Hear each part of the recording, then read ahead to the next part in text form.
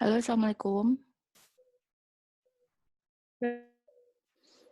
Halo, Mohon maaf ya, karena sinyalnya halo, juga sedang tidak bagus, jadi ini tadi ada permasalahan di jaringan. Ini sudah semua ya, berarti 10 orang ya. halo.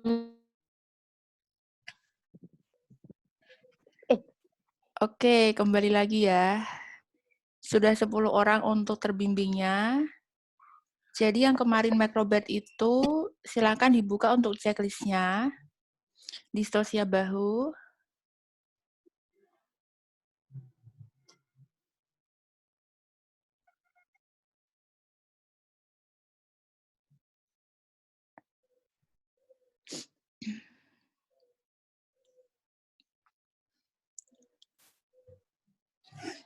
Kita review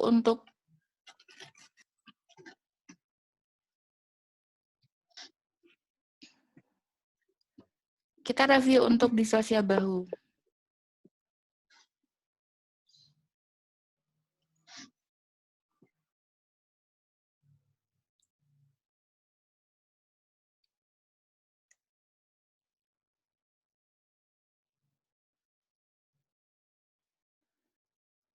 Sebentar.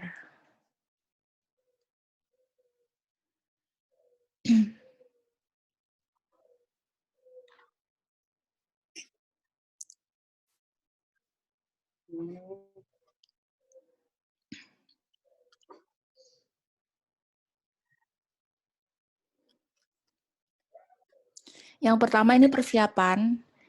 Jadi untuk persiapan membimbing ibu berdoa ini mungkin tahap persiapan. Jadi untuk persiapannya, prosedurnya ke pasien juga kita jelaskan. Ketika kita menjelaskan prosedur, berarti kita bilangnya jangan distosia bahu, akan tetapi lebih kepada karena bahu bayi tidak dapat dilahirkan seperti itu, maka dilakukan pertolongan persalinan.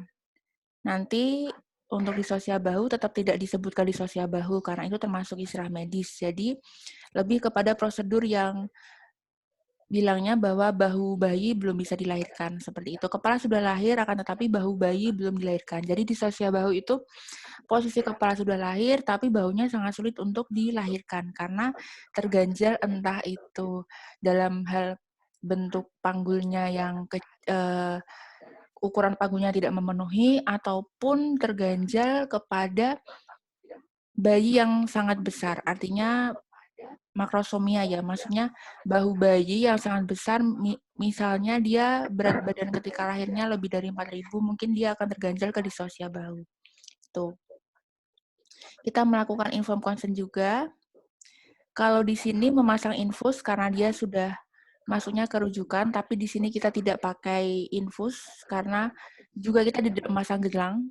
Karena ketika kita masang gelang itu berarti sudah ada di rumah sakit. Yang pertama kita melakukan pemeriksaan dalam, di sini tidak dilakukan. Yang terpenting kita inform consent, menjaga privasi alat, kemudian pakai APD. Jadi seperti dicontohkan di video ini APD-nya lengkap. Dari maskernya mungkin tidak dipakai di hidung dan mulut, tapi ditaruh di bawahnya, kemudian kacamata, kemudian alat pelindung diri, celemek juga dipasang, kemudian cuci tangan, kita letakkan handuk di perut ibu, kemudian pakai handscoon dan meletakkan duk steril di bawah bokong ibu. Jadi untuk perasa distosia bahu ini lebih simpel di checklist punya kita. Yang terpenting adalah kita memposisikan ibu dengan meluruskan kaki, kemudian kedua paha ibu ditarik sedekat mungkin, mendekati dada ibu dengan kedua tangan. Jadi di sini kepala ibu menunduk semaksimal mungkin sehingga dagu menyentuh dada. Jadi nanti ini dicontohkan. Untuk alatnya tentunya yang terpenting untuk pertolongan persalinan Macrobet tidak memakai alat, tapi memang perlu, pertama mungkin di sini tidak perlu pakai vulva hygiene, tapi coba kita ikuti dulu.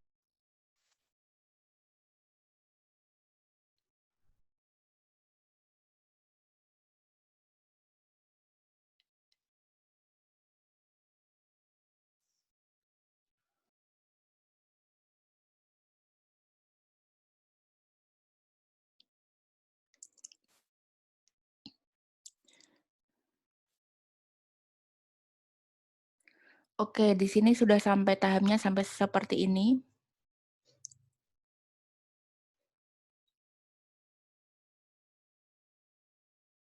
Nah, ini sampai ke tahap kita letakkan duk steril tadi ya. Kita letakkan duk steril di bawah bokong ibu. Posisinya seperti ini. Kita letakkan duknya.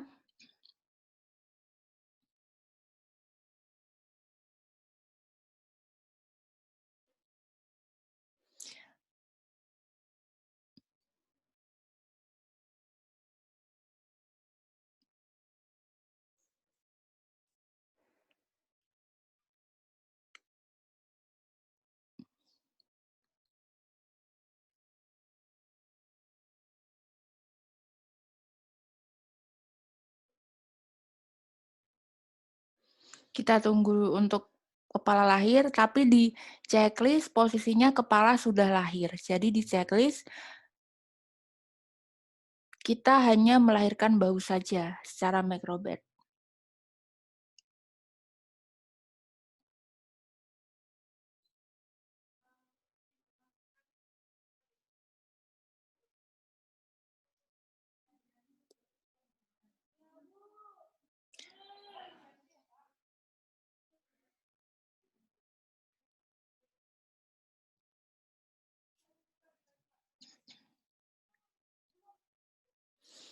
Perhatikan untuk posisi kaki, jadi memang kakinya ditarik,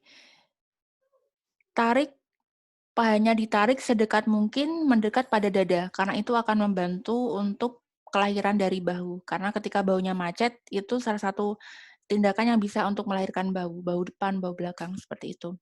Tapi biasanya kalau sudah bisa lahir bahu depan, diikuti bahu belakang lebih gampang. Tapi untuk bahu depan itu dulu yang lebih sulit. Nah, seperti ini, ditarik sangat dekat dengan dada.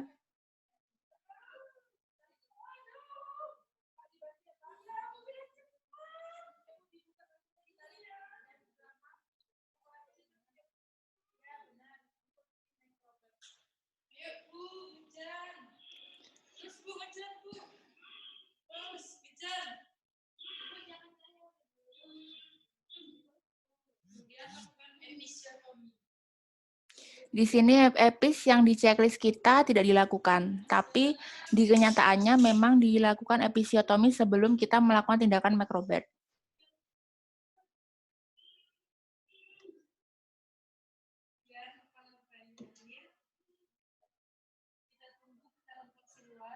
Ditunggu dulu untuk putarannya. Nah, berarti kalau dia tidak ada putaran paksi, berarti dia distosia bahu. Otomatis dia distosia bahu.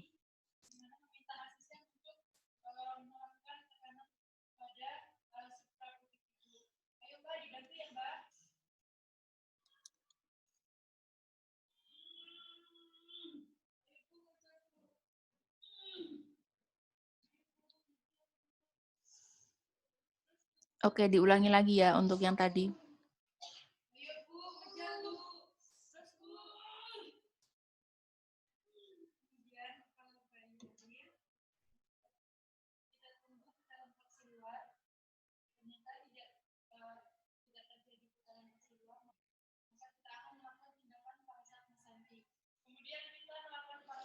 Ini yang kedua, Mas Santi. Kita pada posisi macrobirth, terus kita minta salah seorang asisten untuk melakukan tekanan ke daerah suprasimfisis.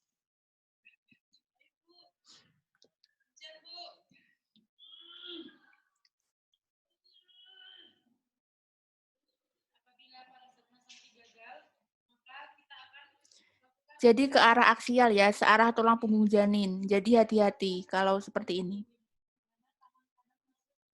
Untuk manuver Rubin, tangan kita masuk ke bayi, ke sisi punggung bayi.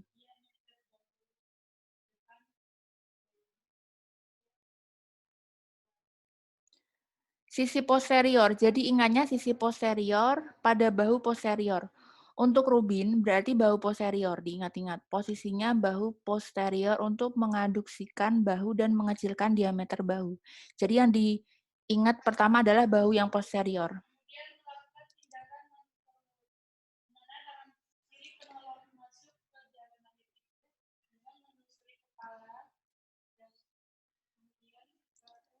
Kemudian untuk Woods, dia menekan pada posterior bahu juga, anterior. Tangannya masuk ke jalan lahir, kemudian menelusuri kepala.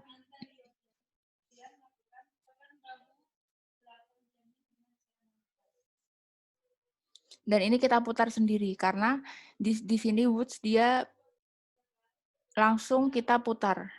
Kita rotasikan bahu ke arah oblik.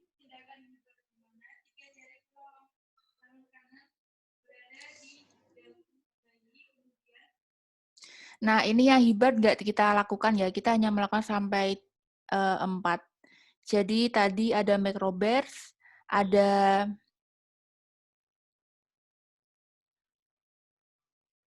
Mas Santi, ada Rubin, ada Woods. Oke, jadi ini kita coba lagi untuk materinya lagi agar lebih akurat untuk videonya.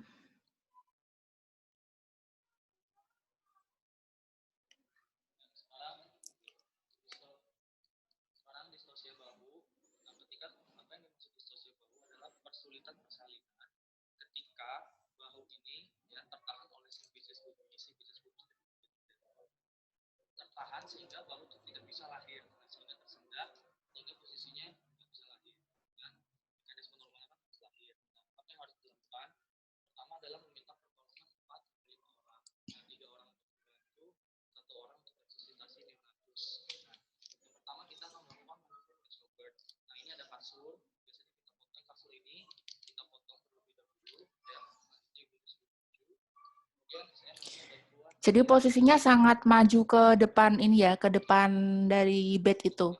Sehingga kakinya difleksikan mendekati dada seperti yang tadi video sebelumnya, tapi di sini kita lihat untuk manuvernya, lebih jelas untuk manuvernya.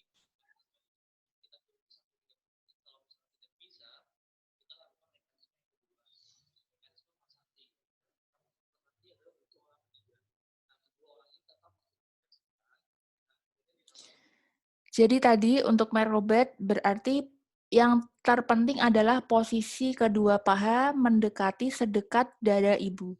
Jadi untuk Macrobet kuncinya itu kedua paha ditarik sedekat mungkin mendekati dada ibu. Sehingga kedua tangan kepala ibu menunduk semaksimal mungkin dan dagu menyentuh ke dada. Kemudian minta bantuan 2 orang untuk menekan fleksi kedua lutut ibu ke arah dada. Jadi kanan dan kiri. Dan kita dekatkan, jadi bed obstetric-nya itu kita lepas bagian bawah, kemudian kita posisikan melintang bila menggunakan tempat tidur biasa dan melakukan episiotomi. Jadi poin Macrobet yang pertama itu adalah posisi ibunya harus benar. Nanti penilaiannya seperti itu. Ada 2 orang asisten membantu untuk posisi ibunya agar benar. Kemudian yang kedua itu episiotomi. Jadi 2 ini harus dilakukan untuk Macrobet. Kemudian kuncinya yang pertama posisi ibu, yang kedua adalah epis. Oke, Macrobet seperti itu. Kemudian kita lanjut ke Mas Santi.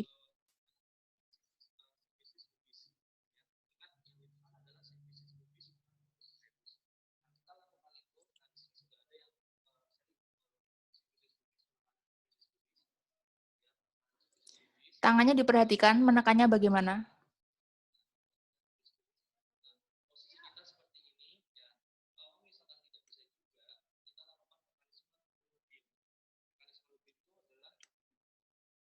Yang kedua Mas Santi itu posisinya sama Macrobet, tapi yang pertama adalah ada tekanan simultan ke arah lateral bawah pada daerah suprasimfisis untuk membantu persalinan bahu. Jadi asisten tadi. Yang kedua itu ada asisten yang nanti akan menekan secara simultan. Simultan itu artinya berulang-ulang. Ya. Kemudian memang ini agak sulit karena harus sesuai dengan punggung janinnya. Kemudian kita tarik dengan mantap terus-menerus ke arah aksial, searah tulang punggung janin pada kepala janin untuk menggerakkan bahu depan di bawah simfisis pubis. Ini jadi untuk Mas Santi yang pertama ada asisten yang menekan secara simultan, itu kuncinya. Yang kedua ada bidan yang menarik secara mantap ke arah aksial searah tulang punggung janin pada kepala janin. Jadi dia, Mas Santi ada dua kuncinya. Yang pertama ada asisten yang tadi menekan secara simultan ke arah lateral bawah. Jadi ditekan terus. Kemudian yang kedua, bidannya melakukan penarikan mantap ke arah aksial searah tulang punggung janin untuk menggerakkan bahu depan simfisis. Jadi yang kedua, poin pentingnya adalah bahu depan, di bawah simfisis pubis. Yang ditekan itu adalah suprasimfisis, yang dilahirkan itu adalah bahu depan di bawah simfisis. Jadi dua poin itu ya untuk Mas Santi. Yang pertama asistennya itu menekan di suprasimfisis, lateral pada daerah suprasimfisis. Kemudian yang kedua bidannya menarik secara terus-menerus bahu di depan yang di bawah simfisis pubis. Itu. Jadi dua poin itu yang penting Mas Santi. Penilaiannya dua itu nggak terpisahkan. Kalau memang satu aja yang bisa dilakukan berarti nilainya 50. Oke, yang ketiga Rubin.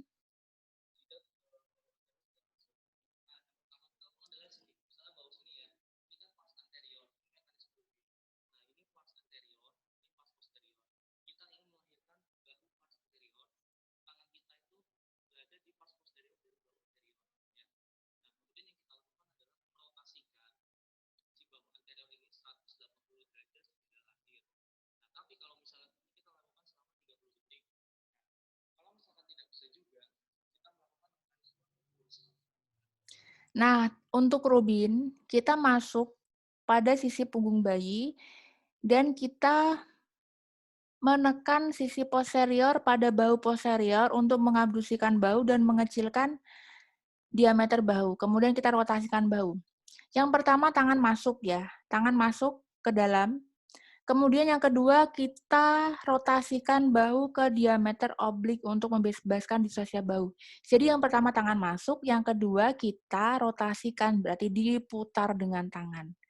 Untuk Robin berarti dua poin itu yang penting. Yang penting tangan masuknya benar, yang kedua kita rotasikannya benar. Itu poinnya. Untuk penilaiannya pentingnya itu.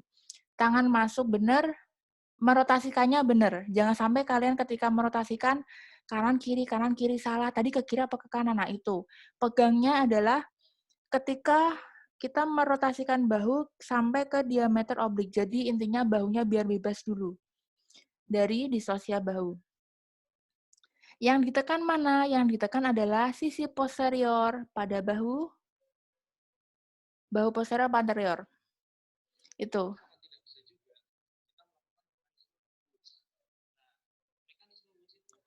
Lanjut yang keempat.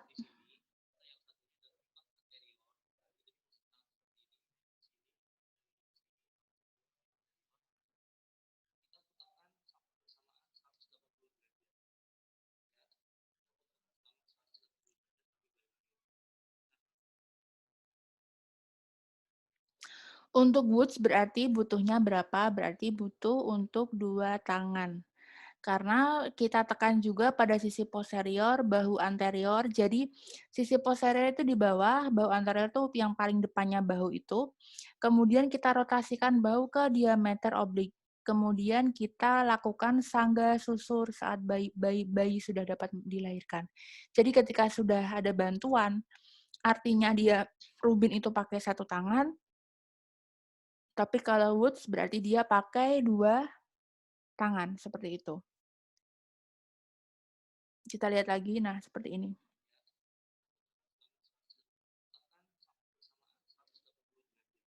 Berarti kelihatan bedanya ya. McRobert itu tadi posisinya benar, kemudian epis. Mas Santi itu berarti ditekan suprasimfisisnya.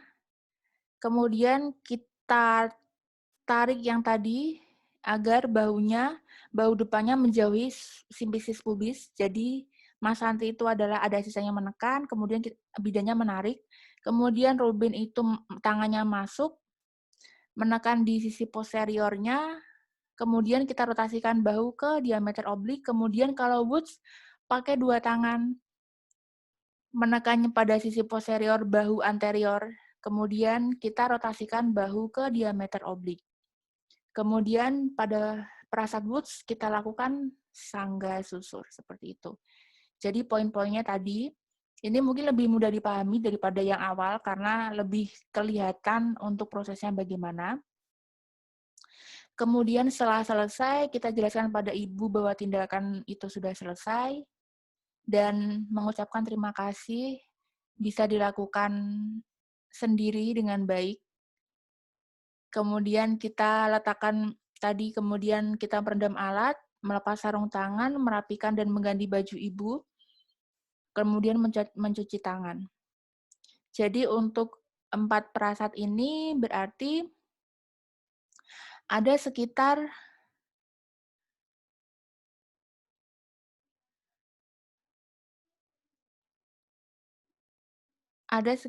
ini, sekitar 8 ya, kalau tidak salah, karena 4 perasat itu, satu perasatnya yang paling krusial tuh 2 poin. Sekitar 8 poin yang nanti akan dinilai, yang kalau tidak dilakukan berarti akan miss salah satunya, seperti itu. Jadi itu nanti yang akan dipelajari untuk responsi nanti, dan ditunggu untuk jadwal responsi selanjutnya. Seperti itu untuk terbimbingnya. Kira-kira ada yang masih bingung atau mungkin nanti butuh penjelasan lagi, bisa segera bertanya mungkin.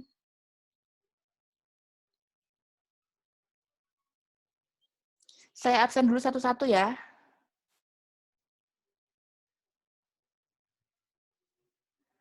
Nadia ini di mana Nadia?